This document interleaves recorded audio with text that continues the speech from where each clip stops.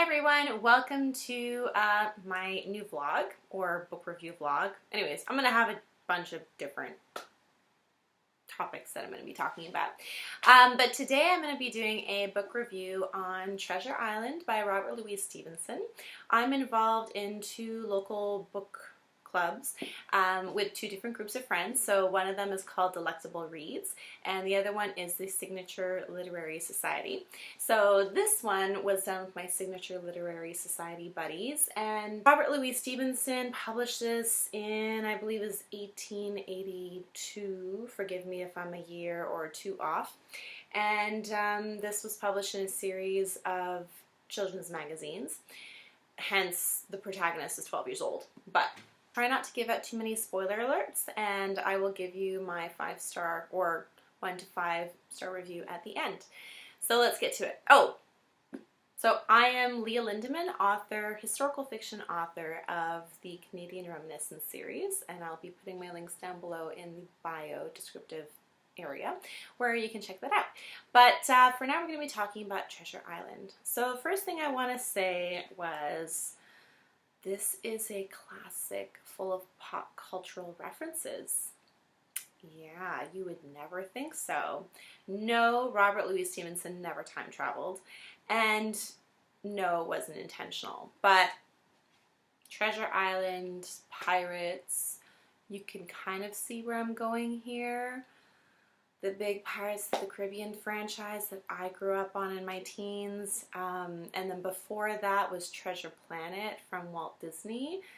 And then before that, back when I was like 8 or 10 years old, there was The Page Master, which makes a whole lot more sense to me now that I've actually seen Treasure Island. I mean, that I've read Treasure Island. So, so if you've seen these, and then when you read Treasure Island, all these pop cultural movies and ideas that you've grown up with, you're gonna figure out where the origins come from, such as the big hit rum song that Captain Jack sings. Yeah, that's from here. There's also the Black Spot from Pirates of the Caribbean #2, I think it is. That's from here. And then the voice in the woods from The Page Master, that's from here. So there's a lot of different things that you're gonna find. But let's start talking about the book. So I want to first start talking about the description, because bringing a setting to life is very important for the book to come to life. Not only characters, but description, or description of characters. So I just want to say right off the bat that Robert Louis Stevenson is a pro at this. I'm just going to quickly read a very small part. Okay, so this is like the second, hold on here. Okay, this is the second paragraph, page 1. It's talking about Billy Bones, which is, anyways, he's a side character. But I remember him as if it were yesterday, as he came plodding to the inn door, his sea chest following behind him in a hand barrow. A tall, strong, heavy, nut brown man. Nut brown. Do we ever use nut brown these days? No, but you get it. His tarry pigtail falling over the shoulders of his soiled blue coat, his hands ragged and scarred with black broken nails, and the saber cut across one cheek a dirty, livid white. Wow, that's all I can say. But I mean, when he uses these descriptive words like soiled, dark, stark, livid white, it really brings a picture to my mind, and I can really see the character. I feel like I know the character, that I'm living with the character. So for you writers out there, just take a note from Robert Louis Stevenson and the very descriptive verbs he uses, the adjectives. I highly recommend reading the classics if you want to enhance that portion of your writing. But as well as he did write description throughout the entire book on the characters, the settings, sometimes I found is a little too much. For example, he writes the term blow through his nose twice, one soon after the other. So I think it's page 18, or at least in the version I have. It's page 18, and the next page he says blow through his nose again. I'm talking about Billy Bones. So there I would say it's just a little too much description because it's so bright already and it's very, it sticks in your head very well. You don't need to write it again. You don't need to remind us because you've done such a great job of giving us that description. So in that sense, I would say it's just a little too much sometimes. But overall, it really helped with the world building, and he did a great job with that. Next, I want to talk about a character, Long John Silver. I think he is one of the best villains I have ever read. Because a boring villain is a villain that you just hate with all your guts and there's nothing to like. I think the best kind of villain is a villain that you can't make up your mind whether you like him or not, and that's Long John Silver for you. So he did a great job characterizing him. You're rooting for him, but you don't like him. You want to trust him, but you know you really can't trust him. That kind of villain. Perfect example of that. So he did a wonderful characterization with Long John Silver in that department. Even especially when you meet him at first, he just oozes charm. In the way that in the way that his dialogue is written and his monologues, he oozes charm. You want Jim Hawkins, who's the main character, the protagonist, you want Jim to be friends with him. But at the same time, you're really thinking, I don't think that's a good idea. So And he develops, Stevenson develops this very, very well throughout the entire book. Especially, like, in the apple barrel scene. I won't tell you where that is exactly, because I don't want to spoil things too much. In the apple barrel scene, this is a couple scenes after you've met Long John Silver, Jim Hawkins is hiding in there, and then he overhears a plot. I won't tell you what the plot is, but he overhears a plot about treasure. And this is where you really see that Long John Silver is not the charming old man that you really think he is. He's really a scallywag, a rascal. And you knew that kind of when you were first introduced to him, but you're really let down because you were really hoping that he wasn't. But now you know he is. So that's just one way that Stevenson really brings your feelings into conflict. And you see that throughout the entire book with Long John Silver, where he goes from one side to the other side, and you're really hoping he sticks with the good side, and then he doesn't, and then anyways, we'll talk about his end later. But anyways, that's just it's just so masterful storytelling. I love it. Okay, let's talk about Jim, the main character, our protagonist, the 12-year-old boy. And he lives in an inn, the Admiral Bow Inn, with his mother and his father, and this is where you first meet him. And then in comes Billy Bones. That's the description I read earlier. And Billy Bones changes his life without Jim really realizing it at first, but then it becomes clearer and clearer as the book goes on. I liked Jim.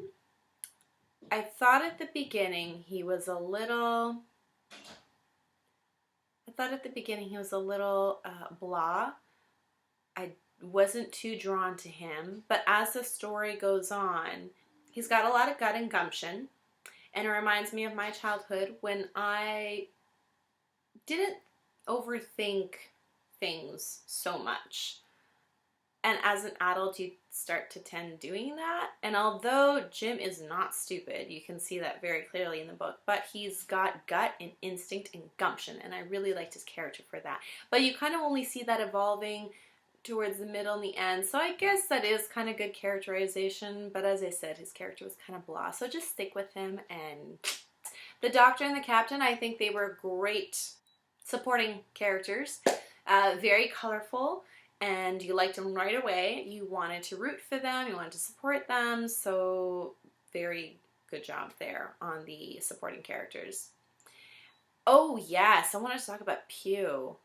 Okay, yeah, he's at the beginning, the first bad guy you meet, who's not the real bad guy, but these are one of the bad guys where you just hate him and you really don't care if he dies or not, which I won't tell you if he does, but just that kind of bad guy. And what's with the name Pew? I mean, I don't know. I love Old English names, and I've named a few of my children with Old English names, but not Pew. Was that even a real name back then? I must have been, because I don't know. Would Stevenson really create a name like Pew? Anyways, it's weird. Really, really weird. Yeah, he's just an all-around, you don't like him and you don't care about him. And I guess you kind of need a character in there like that. You know how in mystery books, you kind of want the reader to figure things out maybe 1 or 2 steps before the protagonist, mostly. Maybe not with the really important stuff, but the minor stuff. Well, he does a really good job with this, with the Squire. It's not a mystery book, just letting you know. It's an adventure book. Brings your inner child back out. There's the Squire who provides most of the money to fund this expedition to find Treasure Island. I really like how the characters say that the Squire talks a lot. Like he can't keep a secret, you know, the kind of people where you tell them things and they're just brimming to the top like teapots and then they just spill. Yeah. Okay, so that's the Squire. Well, you just know he's gonna spill the details about how they have this map to Treasure Island, and then, you know, the word's gonna get out and maybe attract some unsavory types. That's the Squire, and it happens. And you know, you just know it's gonna happen, and then it happens. I really did like Stevenson throwing out that little tidbit for the readers to just kind of be like, yay, I figured it out before it actually happens. Yeah. Okay, let's talk about Ben Gunn. Ben Gunn is a marooned sailor that sailed with the original crew who buried the treasure in the first place. So that is not Billy Bones. Well, Billy Bones sailed with that crew as well. But, oh, Captain Flint. Captain Flint's treasure. It's Captain Flint's treasure on Treasure Island. Okay, so they marooned Ben Gunn. And when the later crew, that's part of Jim Hawkins and the captain and the Squire and Long John Silver, when they come to the island, Jim Hawkins meets Ben Gunn. I was kind of disappointed with the character just because when you first meet Ben Gunn, it seems like he's going to be playing a very pivotal role in the book and toward the good guys winning. But it just kind of fell flat for me. Again, the description was great. I really felt like, yeah, Ben Gunn's this marooned guy who hasn't had a single human interaction for, I believe, 2 or 3 years. And then he meets Jim Hawkins, and the introduction is really well done. But then he's kind of absent for a lot of it, and he just kind of comes in little spurts. So I was really hoping for a more active role from Ben Gunn. I did like, and this is kind of, I was talking about the Page Master shows this, the movie, shows the voice in the forest, and then it's starting to freak out the bad guy pirates who are looking for the treasure. I did like that. That was very clever and a fun scene to read through, but other than that, Ben Gunn just kind of fell flat. So, yeah, I was a little disappointed with that, but, you know, I guess that's the way Stevenson wanted it to be. I guess for a supporting character, I really thought he'd show more color, just like the captain and the Squire, because they were very colorful, and turns out he wasn't that colorful, or as colorful as they were, so maybe that's why I was disappointed. But I really liked, it was a very user-friendly book because the narrative does change perspectives a couple times throughout the book, more toward the middle end, and I really liked it that it was very clear when the narrative changes, because it says narrative begins with the Doctor's point of view, which I think is 2 or 3 chapters, maybe 4, and then after that, when it goes back to Jim's narrative, it says narrative resumed by Jim Hawkins, the chapter title. So for you authors out there, okay, let's talk about you readers. For you readers out there, I know how frustrating it is sometimes when you read a book and then the narrative is going back and forth between 2 different people, and it's like the writer just didn't know who to pick, or they wanted to be omniscient point of view, but it really doesn't follow the techniques of an omniscient point of view, and then you're all frustrated and you just don't know what's going on. Writers, take a hint.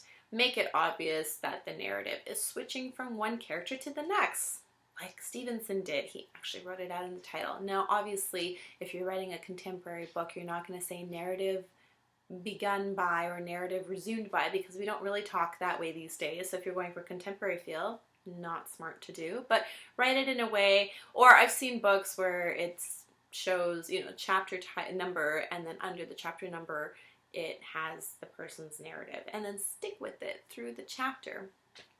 Chapters. I really liked that the chapters weren't too long. They were shorter than, I assumed that they were going to be longer because most Victorian era novels had longer chapters from what I've read anyways, but these were nice, short and sweet. So I'd say 3 to 4 pages each, like a book this big, and I know there's different versions. It was, yeah, 3 to 4 pages, and then the chapter was done. So it was actually a quick read for a chapter.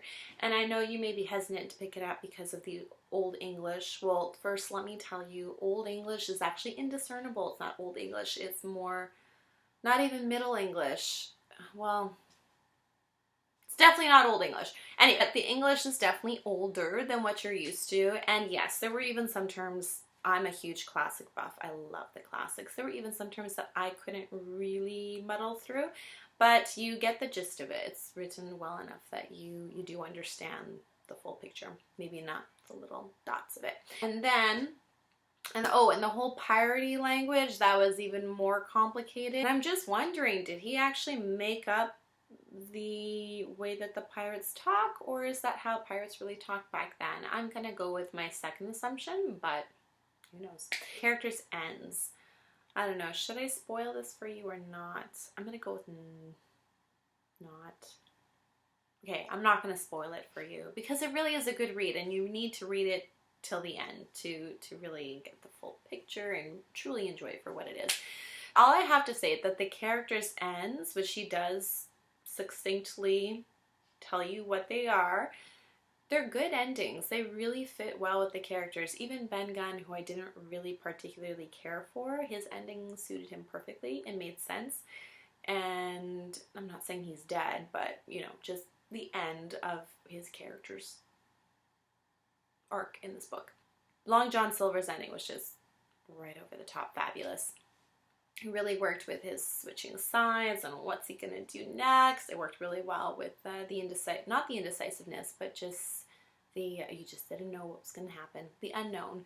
That's all I have to say about Treasure Island. I know it was a lot, but I just want to say that this was an amazing book. I really did enjoy it. I'm gonna give it 4.5 stars. Half a star off because, as I said, the description sometimes went a little bit overboard. And because of Ben Gunn, he was a little bit of a disappointment. But other than that, this is a definite must-read. You love pirates, you love adventure, you like pop culture references without intending it to be. This is the book for you. Oh, you love your inner child to be set free. This is the book for you. So thanks for hanging out with me, and I will be posting a book review. Whenever I'm done reading a book with either of my book clubs, and then I'll share this review with you, and I hope you pick it up and read it. It's a really good book, and your life will be more colorful because of it. So guys, if you like this video, please give it a thumbs up. And also, if you want to do some more time traveling, as I said, I'm a historical fiction author, so you can check out the links down in the bio, and you can take a look at what I have to offer. You can either go on a Wild West ride during the Cariboo Gold Rush in British Columbia, or you can read a heartbreaking drama during the Halifax explosion of 1917 during World War I. Take care. Bye.